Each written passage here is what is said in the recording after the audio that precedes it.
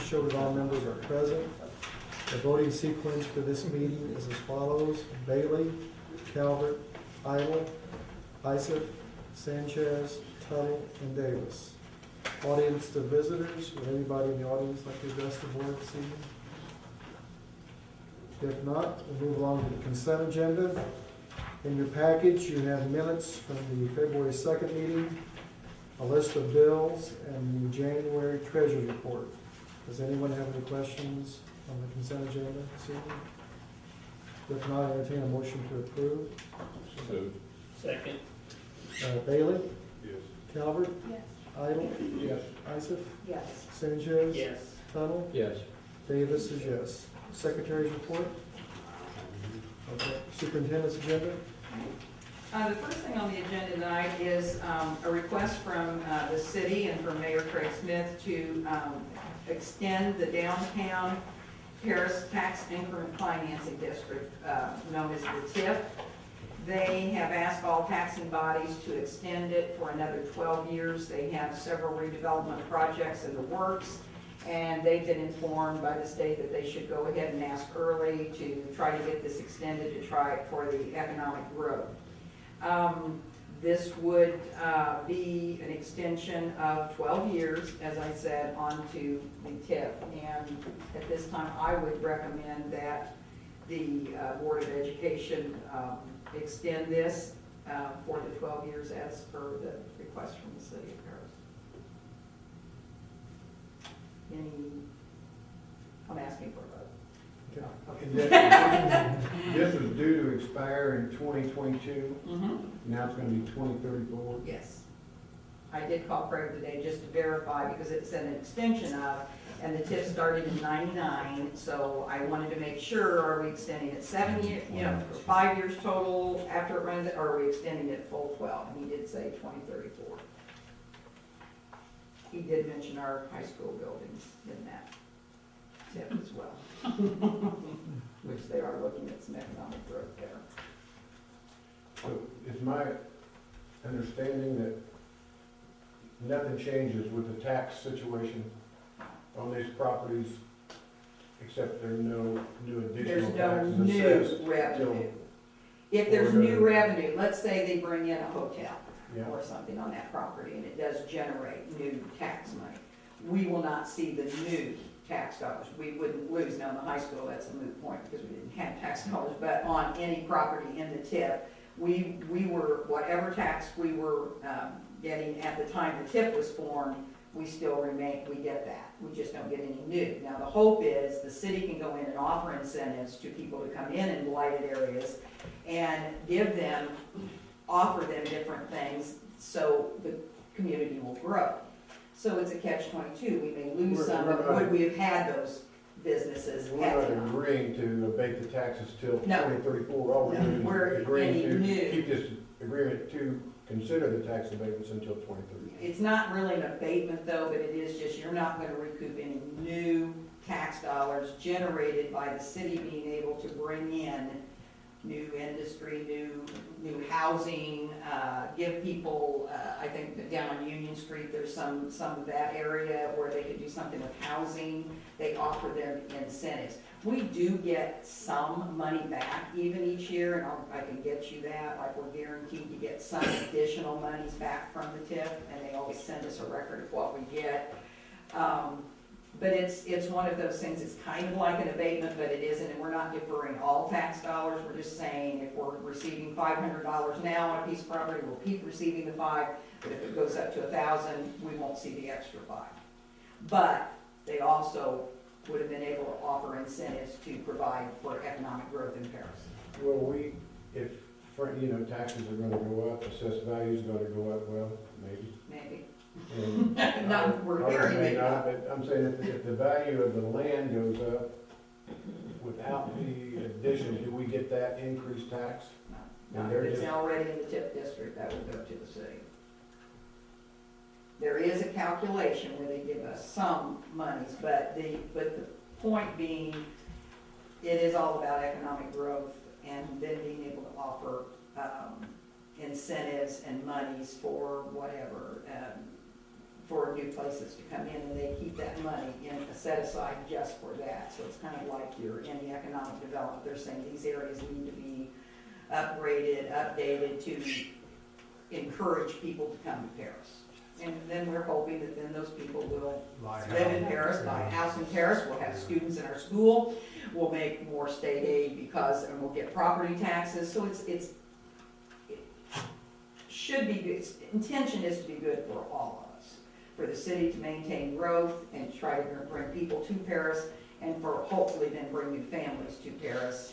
Can they use some of that money, like the health schools and stuff? Yeah, they do Does give it us have to some give us back. something gives? And we could always meet with the city too and talk about, you know, how much they still have in the TIF and what their plans are. But he did say they have several things in the works right now that, and I would have had him come here. The mayor could have explained it much better than I, but from the explanation to me, and I think most of the taxing bodies have agreed that they are willing to take this on for the, you know, for the betterment of the community, if the city can find people to come in and build the community that they were voting for this extension. How does this affect the EAV, long-term? Doesn't, I mean, it'll affect what we recoup from the EAV, because we're gonna get the status quo from what we got when the TIF started. So is it, if these improvements would actually add value, we wouldn't see any of that? No, that's the purpose of the TIF. We're not gonna see any additional revenue, but their contention would be, would there be additional revenue if they couldn't encourage somebody to come in and look at our high school building and say, here's what we can do for you to come in with this 100-year-old building and offer you to come to Paris, and we can maybe help you with that plumbing issue or that remodeling issue, or there's certain criteria they have to use, hoping that then they can build our economy by bringing people in, so. Kind of a catch-22. It is. It's just like an abatement.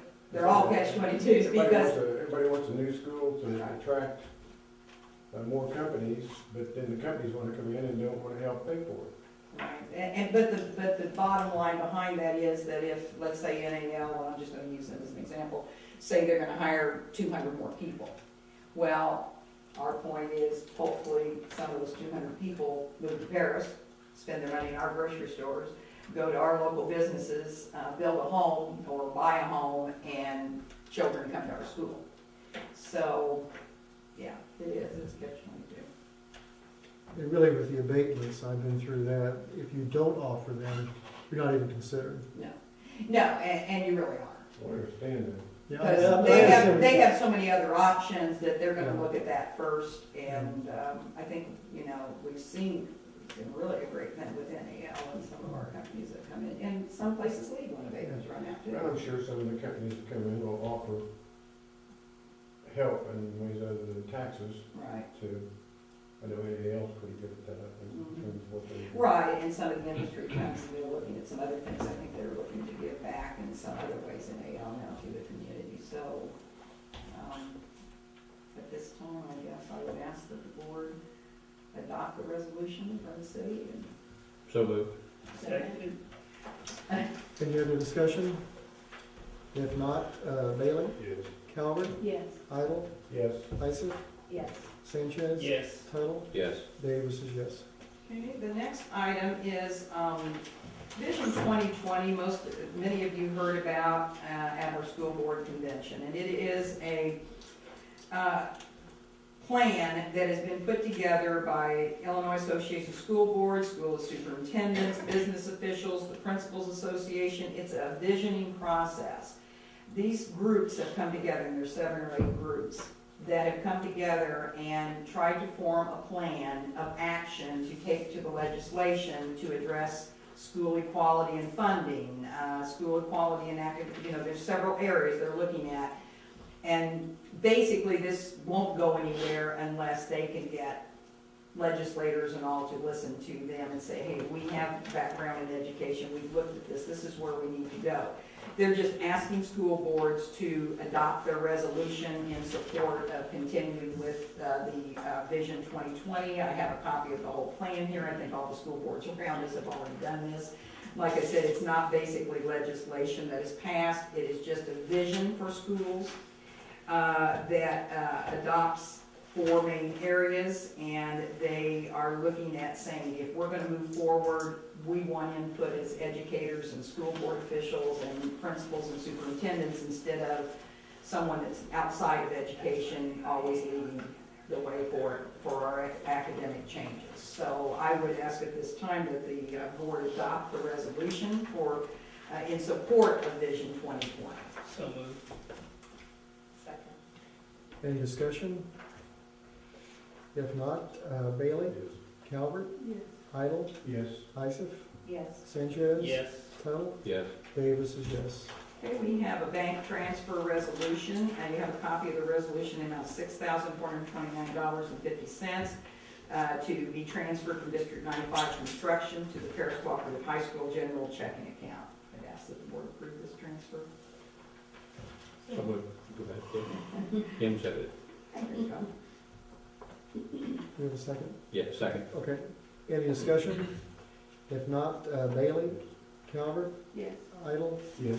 Isaac? Yes. Sanchez? Yes. Tuttle? Yes. Davis is yes. We have several retirement requests. This evening, I have a retirement request from Evelyn Julian and Anna Collier in my office, asking to honor their retirement request at the end of the 18-19 school year, as per the memorandum of understanding in their support staff handbook. We also have a resignation from Glenna Bragg, who's a school social worker who has served Mayo and the high school. And I can take these separate, I can take them together, Okay, at this time, I would ask that the board approve the retirement requests of Anna Collier, Evelyn Julian, and Glenna Bragg. Now, Glenna's does become effective at the end of this school year for 14-15. The others would be 18-19. So make a note of that. So moved. Second. Any discussion? If not, Bailey? Calvert? Idle? Yes. Isaac? Yes. Sanchez? Yes. Tuttle? Yes. Davis is yes. And we have a couple of resignations. Mr. Larson sent me two resignation requests. One comes from Jill Stahl, who has served this past year as a Title I paraprofessional at Mayo School. The other, I think I'm going to take those separate because they're different categories. So I would ask at this time that the board accept the resignation of Jill Stahl at the end of this school year.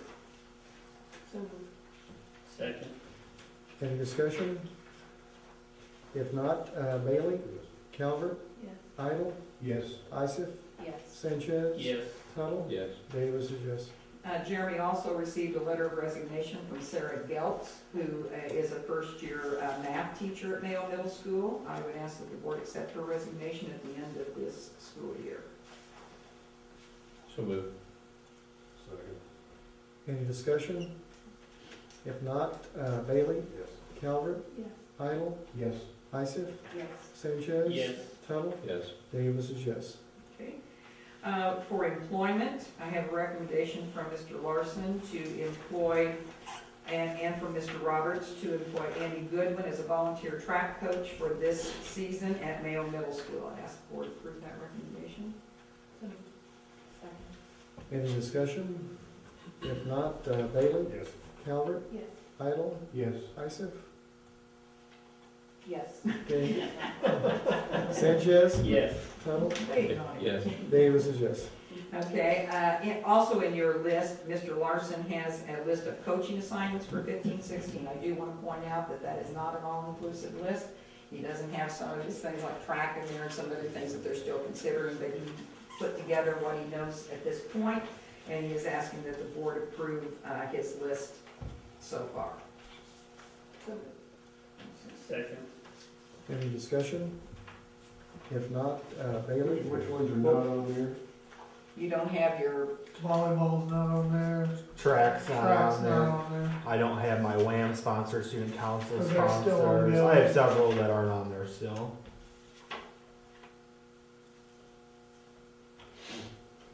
Okay. Bailey? Calvert? yes. Idle? Yes. Isaac? Yes. Sanchez? Yes. Tuttle? Abstain. Davis is yes. Okay, I have, the last item is just to accept a grant from the IPRS Safety and Educational, it's a safety and educational grant that Mr. Roberts, Sam Roberts wrote, Mr. Roberts, that Sam Roberts wrote, and, Sam is here in case you want to ask him what he's going to use it for. He listed cones, barricades, electrical gloves, electrical boots, and those items is an amount of $1,600, so any additional funding that we can receive is great. So I'd ask that the board approve acceptance of this grant money. So moved. Any discussion? Bailey? Yes. Calvert? Yes. Idle? Yes. Isaac? Yes. Sanchez? Yes. Tuttle? Yes. Davis is yes. Thank you, but I don't get all the credit. Ann at the superintendent's building is the one who pointed me to that grant. So, Oh, to let you know, without her help, we wouldn't have got it. Thank you both. Thanks both of you. Anna usually inputs everything we do, so I just let her do it. I don't even think I was about out that here when you anymore. lost. She'll keep track of the money and make sure we spend it appropriately. Yeah. Thank you. Okay, that's Anna. Okay. Do we have any committee reports this evening? Public hearings and petitions? Unfinished business? Matters for follow-up? Any new business? Right to revert to priority of business? Do we have a motion for adjournment? Second. Bailey? Yes. Calvert? Yes. Idle? Yes. Isaac? Yes. Sanchez? Yes. Tuttle? Yes. Davis is yes, the meeting is adjourned.